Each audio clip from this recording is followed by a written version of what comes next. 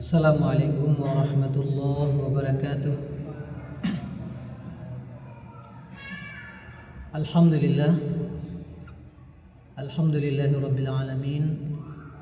Wassalatu wassalamu ala asyrafil anbiya'i wal mursalin wa ala alihi wa sahbihi ajma'in. Asyhadu an la ilaha illallah waliyus salihin wa asyhadu anna Muhammadan abduhu wa rasuluh arsalahu Allahu rahmatan lil alamin. Ma'asyiral muslimin wal muslimat rahimakumullah, usikum wa nafsi bitaqwallah faqad fazal muttaqun. Ya ayyuhalladzina amanu taqullaha haqqa tuqatih wa la tamutunna illa wa antum muslimun.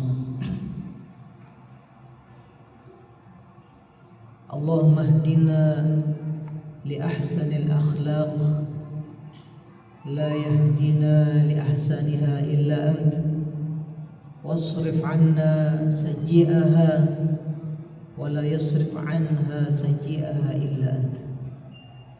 Ya Allah, tunjukilah kami akhlak yang paling baik, tidak ada yang menunjukinya kecuali Engkau, dan palingkanlah kami dari akhlak yang buruk, dan tidak ada yang bisa memalingkan dari kami akhlak yang buruk kecuali Engkau. Dari doa Rasulullah SAW dalam hadis Imam Tirmizi. Bapak, Ibu, kaum muslimin dan kaum muslimat, jamaah salat Isya dan salat tarawih rahimakumullah. Tausiah singkat kita malam hari ini diberi judul oleh pengurus masjid, Al-Adabu Qabla Al-Ilmi. Saya lihat di daftar judul ini satu-satunya judul berbahasa Arab. Tidak tahu ada maksudnya pengurus masjid ini. Ramadan sebelum Covid dulu saya juga pernah diberi judul, satu-satunya judul juga yang berbahasa Arab. Tapi insya Allah kita menyampaikan tausiah dengan bahasa Indonesia. Ini judul memang sangat penting. Judulnya adalah Adab Dahulu Sebelum Ilmu. Kajiannya tentu bisa panjang, bisa pendek. Dalam tausiah singkat ini kita usahakan hal-hal yang penting saja untuk kita ungkap. Maksud dari kalimat al-adab qabla al-ilmi, adab didahulukan sebelum ilmu, maksudnya adalah agar siapapun yang menuntut ilmu, terutama ilmu agama, ilmu syar'i, karena itu menjadi kewajiban kita untuk mempelajarinya, maka dia juga harus bahkan mendahulukan belajar akhlak sebelum belajar ilmu syar'i. Nah, ada beberapa alasan yang ingin kita ungkapkan pada malam hari ini kenapa muncul istilah al-adabu qabla al-ilmi. Adab dulu baru ilmu. Pertama, adab itu sinonim daripada akhlak yang mulia, atau semakna atau sepadan.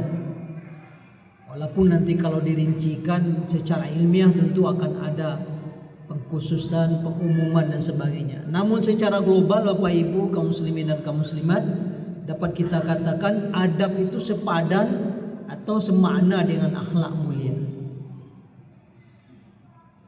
Maka oleh karena itu ketika kita mendahulukan akhlak daripada ilmu, maka alasan pertamanya tentu sejalan dengan kandungan syariat Islam itu sendiri. Kalau kita membuka ayat Al-Quran, sejak dari surat Al-Fatihah sampai di akhir juz 30 surah An-Nas, kita tidak temukan Allah memuji luasnya ilmu Rasulullah. Tidak ada satupun ayat yang memuji Rasulullah itu hebat ilmunya, luas. Tidak ada. Bahkan kita menemukan dalam surah Al-Kahfi yang rutin kita mungkin membacanya di setiap hari Jumat, Nabi Musa kena tegur oleh Allah Subhanahu wa taala dan ditugaskan menuntut ilmu ke lelaki soleh yang sebagian ulama tafsir menyebutkan dia adalah Nabi Khidir. Apa penyebab Nabi Musa disuruh oleh Allah belajar ke Nabi Khidir? Karena Nabi Musa sempat tersalah ketika ditanya oleh kaumnya, siapakah yang paling berilmu di muka bumi ini? Dijawab oleh Nabi Musa, saya. Ternyata Allah berikan pelajaran kepada Nabi Musa. Ada yang lebih berilmu dari dia, laki-laki soleh yang kemudian Nabi Musa belajar kepada dia dan diberi syarat tidak boleh banyak tanya, tidak boleh banyak cencong, ya. Sebelum dijelaskan, biarkan saja segala sesuatu terjadi. Ternyata Nabi Musa tidak sabar. 3 kali beliau membantah atau mempertanyakan apa yang diperbuat oleh Khidir. Kemudian itulah yang menyebabkan mereka berpisah. Dan sebelum berpisah, Nabi Khidir menyebutkan rahasia di balik 3 peristiwa itu.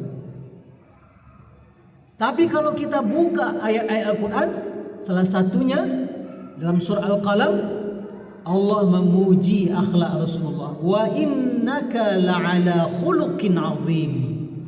Sesungguhnya engkau betul-betul di atas akhlak yang agung. Kita tahu ilmu Rasulullah karena datang dari Allah. Wa ma yantiqu 'anil hawa in huwa illa wahyu yuha. Rasulullah itu bicara tidak mengikuti hawa nafsu, tapi diberi wahyu oleh Allah Subhanahu wa taala.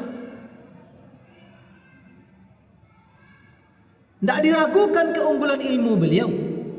Begitu juga ibadah beliau. Pernah Rasulullah sallallahu alaihi wasallam salat malam menjelang Aisyah tidur. Terbangun Aisyah tengah malam, Rasulullah masih salat. Terbangun ibunda Aisyah radhiyallahu anha menjelang fajar, Rasulullah masih salat. Rasulullah sallallahu alaihi wasallam salat malam saking panjangnya bengkak salah satu dari kakinya, hatta tatafarrat ihda qadamai, sampai bengkak salah satu kakinya. Ibnu Mas'ud, Huzaifah pernah meriwayatkan dalam hadis sahih, Rasulullah pernah salat malam 1 rakaat membaca Al-Baqarah, Ali Imran, An-Nisa. 1 rakaat 5 juz lebih. Tapi kita temukan ayat dari Allah Subhanahu wa taala memuji ilmu Nabi dan memuji ibadah Nabi. Kita enggak ragu keunggulannya dan kita juga enggak ragu kehebatan ibadah Rasulullah. Tapi justru yang dipuji oleh Allah dalam Quran adalah akhlaknya Rasulullah. Wa innaka la'ala khuluqin azim. Maka ini poin pertama, akhlak itu sangat tinggi. Bahkan di dalam beberapa ayat, salah satunya ada di surah An-Nisa, ada di surah Bani Israel, wa'budullaha wa la tusyriku bihi syai'a wa bil walidaini ihsana. Dan sembahlah Allah, jangan berbuat syirik satupun dengan apapun dengan beliau, dengan Allah Subhanahu wa taala. Perintah yang pertama dari Allah adalah tauhid, akidah. Yang kedua, wabil walidaini ihsana, disuruh birrul walidain. Itu akhlak. Akhlak nomor 2 setelah tauhid, akhlak nomor 2 setelah akidah. Dalam surah Al-Isra, wa qada rabbuka alla ta'budu illa iyyah wabil walidaini ihsana. Allah sudah tetapkan agar engkau tak menyembah kecuali Allah, dan kepada kedua orang tua berbuat baiklah. Itu ayat-ayat, banyak lagi ayat-ayat yang menempatkan akhlak itu ternyata ya mengiringi akidah, mengiringi tauhid, mengiringi keimanan. Dalam hadis yang diriwayatkan oleh Imam At-Tirmizi, hadis ini minimal derajatnya hasan, layak dijadikan dalil. Rasulullah sallallahu alaihi wasallam menyebutkan dalam hadisnya, inna min ahabbikum ilayya wa aqrabikum ilayya majlisan yaumal qiyamah ahasinukum khuluqa. Atau kama qala Rasulullah sallallahu alaihi wasallam. Orang yang paling aku cintai, kata Rasulullah, dan yang paling dekat nanti tempatnya di surga denganku adalah yang paling baik akhlaknya. Kita tahu tentulah Rasulullah sallallahu alaihi wasallam nanti masuk surganya paling tinggi, Firdausil A'la. Udah pasti itu. Asyrafu khalqillah, makhluk Allah yang paling mulia. Tidak ada yang nanti masuk surga sebelum beliau duluan masuk surga. Pastilah Rasulullah tempatnya paling tinggi di sisi Allah nanti. Maqaman mahmuda, tempat yang tertinggi, terpuji di sisi Allah. Lalu Rasulullah katakan orang yang paling beliau cintai, orang yang paling dekat tempatnya nanti di surga dengan beliau adalah yang paling bagus akhlaknya. Bukan paling banyak ibadahnya, bukan paling unggul ilmunya, tidak. Akhlak. Maka akhlak, adab, sopan santun ternyata dalam Islam menempati posisi yang terhormat, yang sangat tinggi. Jadi wajar kemudian ketika kalau keluar istilah al-adabu qabla al-ilm, adab dulu sebelum ilmu. Itu alasan yang kedua. Alasan yang pertama. Alasan yang kedua, kenapa adab didahulukan dari ilmu? Ternyata istilah adab qabla al-ilmu ini bukan buatan zaman now, bukan ujuk-ujuk muncul sekarang. Ini perkataan Imam Malik kepada muridnya. Kita tahu Imam Malik itu lebih senior daripada Imam Syafi'i.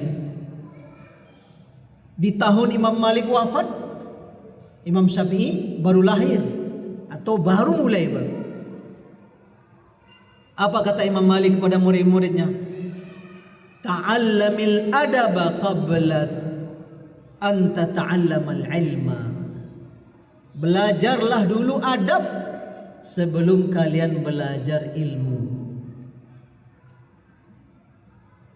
Belajarlah dulu kalian adab sebelum kalian belajar ilmu. Pastilah ilmu yang dimaksudkan oleh Imam Malik adalah ilmu-ilmu syar'i, bukan ilmu yang lain tentunya. Sampai segitunya Imam Malik menempatkan adab ya di hadapan ilmu. Jadi alasan kedua, ulama-ulama salafus saleh ya, ulama-ulama generasi terbaik, karena Imam Malik paling tidak dia adalah tabi'in, masih masuk dalam rombongan generasi terbaik yang Rasulullah sampaikan. Khairul quruni qarni, sebaik-baik abad-abadku. Summal ladzina yalunahum, setelah itu abad setelahnya. Summal ladzina yalunahum, 3 abad terbaik. Imam Malik masuk di dalam.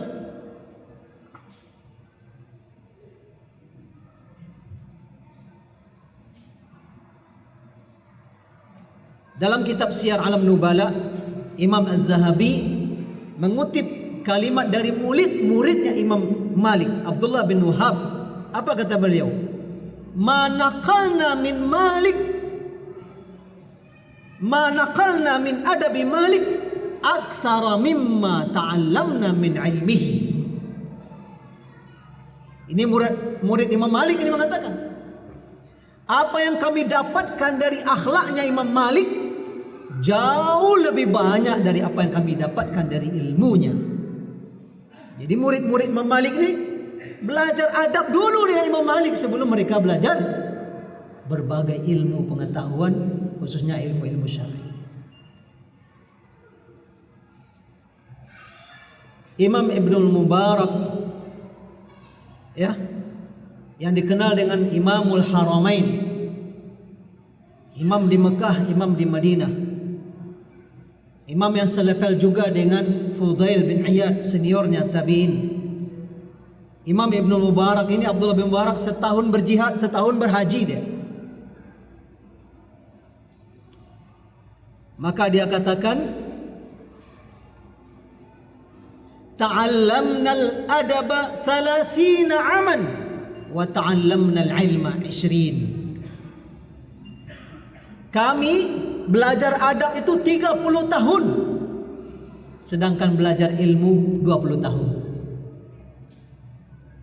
Jadi belajar akhlak lebih lama daripada belajar ilmu-ilmu syar'i. Guru dari Ibnu Mubarak, Al-Makhlad bin Al-Husain berkata, "Nahnu ila kasirin minal adab ahwaju minna min kasirin minal ilmi." Kita ini butuh banyak sekali akhlak dan adab dibandingkan kepada butuh banyaknya ilmu. Ini ngomongnya kapan ini? Ngomongnya di abad kedua Hijriah. Kita butuh adab itu jauh lebih banyak daripada butuh ilmu. Itu mereka bicaranya abad kedua Hijriah. Hari ini kita sudah di abad ke-15 Hijriah. Kira-kira apa lagi perkataan yang lebih hebat dari itu? Maka ini menunjukkan ternyata para ulama salafus saleh di kalangan tabi'in, tabi'in dan pengikut-pengikut yang baik di antara mereka menempatkan akhlak, adab, etika, ya, atau yang sepadan dan semakna atau sinonim dengan itu begitu tinggi tempat dan posisinya, ya, bisa mengalahkan atau mengedepankan atau berada di depan menuntut ilmu syar'i. Bapak Ibu kaum muslimin dan kaum muslimat, hamba-hamba Allah yang mulia. Alasan ketiga kenapa kita katakan adab dulu sebelum ilmu. Tema ini sebenarnya sangat relevan dengan situasi umat Islam hari ini. Luar biasa perkembangan informasi teknologi membuat kita begitu mudah mengakses sumber-sumber ilmu. Kita duduk di rumah, di kamar, buka HP kita, berbagai kajian bisa kita buka, baik yang mungkin tulisan, bahkan juga video, ya, audio visual. Luar biasa kekayaan, ya, literatur yang mungkin bisa kita akses. Belum lagi yang di-share di grup-grup baik WhatsApp atau Telegram dan sejenisnya. Di satu sisi kita bersyukur kepada Allah, kita cepat mendapatkan pencerahan, cepat mendapatkan informasi, ya, ilmu pengetahuan. Kita bersyukur kepada Allah. Tapi di balik itu tidak sedikit fitnah yang muncul. Dulu orang kalau belajar dengan Imam Malik jalan kaki ke Madinah. Kalau mau belajar dengan Imam Syafi'i jalan kaki ke Baghdad. Apalagi kalau Imam Syafi'i sudah pindah ke Mesir, jalan kaki pula ke Mesir. Hari ini sambil duduk hitungan detik bisa kita buka, bisa kita akses. Tapi juga luar biasa fitnah yang muncul. Harusnya ketika kita semakin banyak ilmu kita, maka semakin bagus ibadah kita, juga semakin bagus akhlak kita.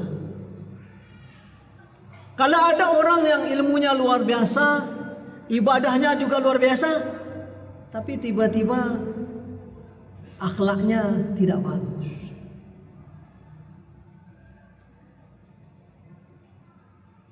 Sejak mulai rajin mengaji, mulai kurang sopan dengan ayah dan ibunya, karena nggak sejalan dengan kedua orang tuanya dari hasil pengajian. Karena mengaji, mulai tidak tegur sapa dengan kawan yang beda masjid dan beda ustaz. Aneh. Bayangkan Bapak Ibu, tahun 93 saya pertama kali pergi umrah. Saya sekolah di Kuwait, pergi umrah ke Madinah. Sekarang 2022. Itu tahun 93, berarti 29 tahun yang lalu. Ada kawan sama-sama kuliah di Jakarta, tidak lagi menyapa saya gitu. Setelah dia kuliah di Madinah, tidak lagi mengucapkan salam, Assalamualaikum warahmatullahi.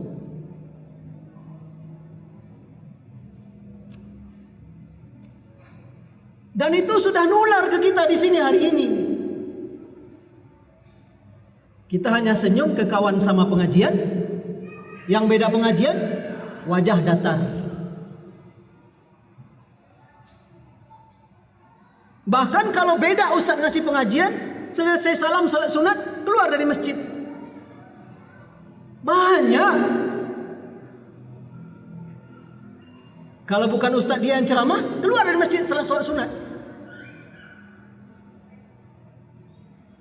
Belum lagi video antar ustaz dengan ustaz diadu.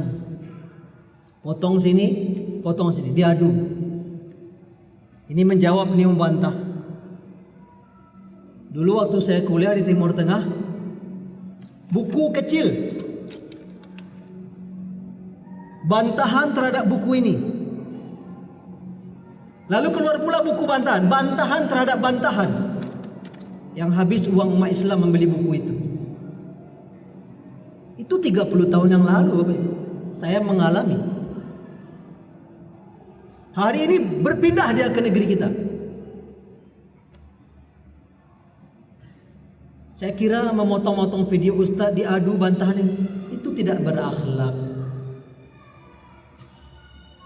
Bisa jadi ustaznya enggak itu maksudnya.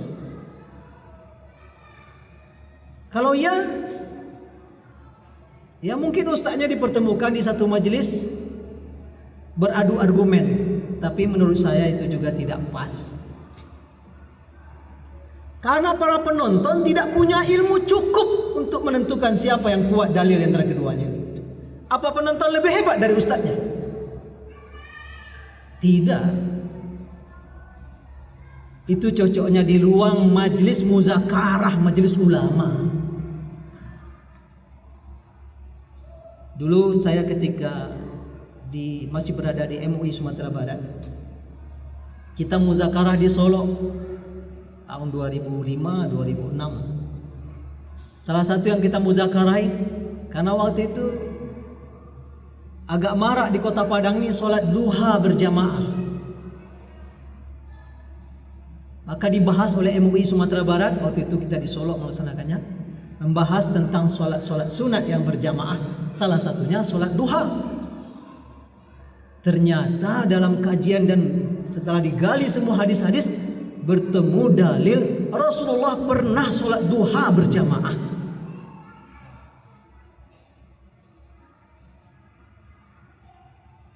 Sahih hadisnya.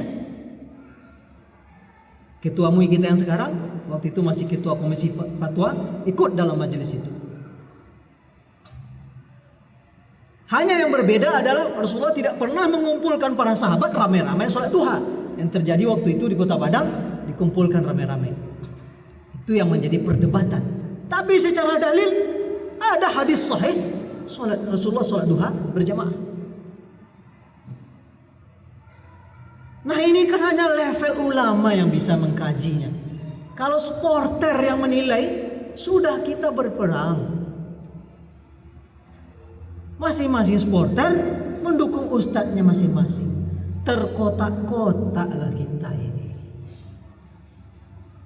Makanya Bapak Ibu, kalau kita menuntut ilmu, tuntutlah ilmu bukan untuk mengadu antara ustadz dengan ustadz lain. Kalau bertanya kepada salah seorang ustadz, tidak usah disebut nama ustadz lain. Itu tidak beradab.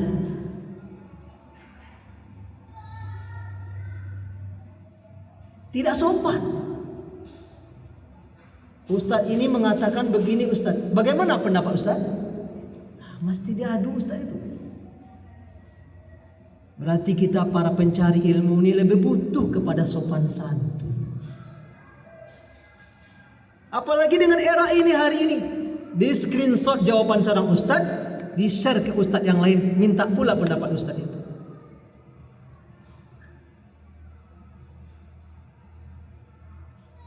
Minta izin gak ke Ustaz tadi? Izin Ustaz, saya screenshot jawaban Ustaznya. Ada gak minta izin? Itu tulisan pribadi. Itu japri. Itu bukan di medsos dia lebar, dia publis. Kalau sudah dipublis itu lain masalah. Walaupun dalam kondisi umat yang sudah semakin terkotak-kotak hari ini, itu perbuatan yang kurang sopan sebenarnya. Maka cocoklah perkataan guru dari Ibnul Mubarak, nahnu ila kasirin minal adabi ahwaju minna min kasirin minal ilm. Kita hari ini butuh lebih banyak akhlak dan adab dibandingkan butuh ilmu yang banyak.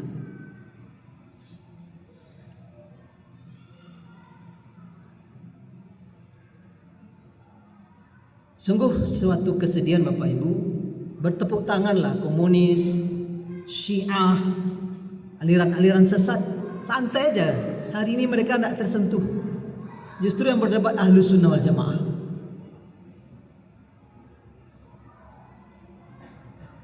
Baru sedikit kita belajar ilmu, ringan mulut kita mengomentari seorang ulama. Baru sedikit baru nonton video ceramah ustaz ini ustaz itu, ringan tangan, lidah, jari, jempol mengkritisi seorang ulama. Baik yang sudah hidup, apalagi yang sudah wafat dengan husnul khatimah. Bagusnya kita tutup mulut saja. Nasib kita belum jelas, orang yang sudah wafat dalam husnul khatimah kita komentari.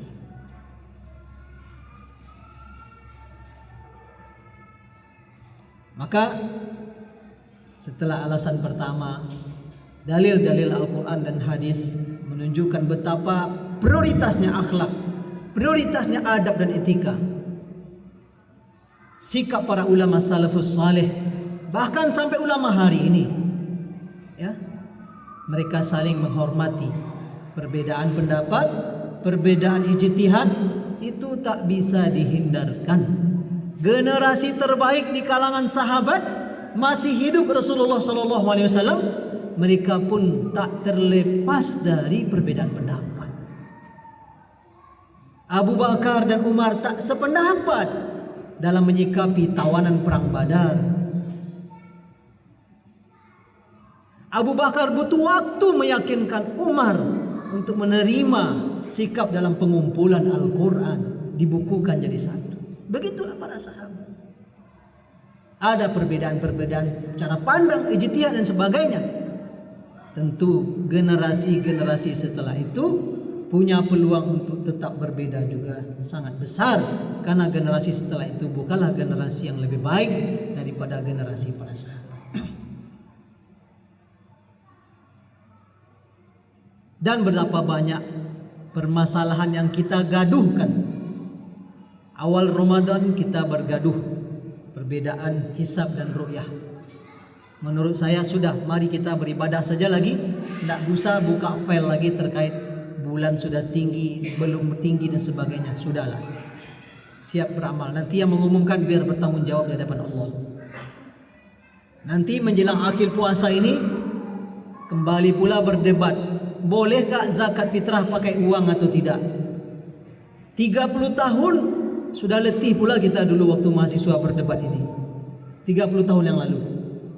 Tapi tema ini baru kembali di tanah air.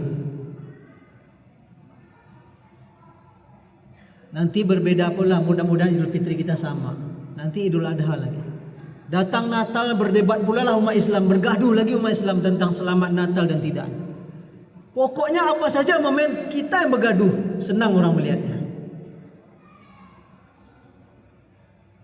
Maka sebaiknya kita amalkan hadis Nabi SAW. Hadis muttafaqun alaih dari Abu Hurairah. Man kana yu'minu billahi wal yawmil akhir falyaqul khairan aw liyasmut. Siapa yang beriman kepada Allah dan hari akhir, hendaklah mengucapkan yang baik-baik saja atau diam. Diam mulut, diam jempol. Hari ini jempol dan jari-jari kita bisa membawa nikmat, bisa membawa manfaat, bisa membawa keberkahan. Tapi kadang jari-jari kita bisa mendatangkan laknat, mendatangkan musibah, bencana.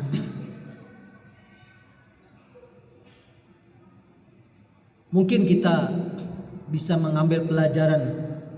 Kalau Bapak Ibu melihat, mungkin hari ini belum terlalu nampak, tapi bisa dilihat. Lihatlah halaman Ka'bah ketika orang tawaf. Kalau hari ini masih teratur. Sebelum Covid, betapa bernyemutnya tidak teratur. Tapi begitu imam mengatakan istawu, i'tadilu, rapi seluruh Masjid Haram. Mungkin kita perlu begitu juga.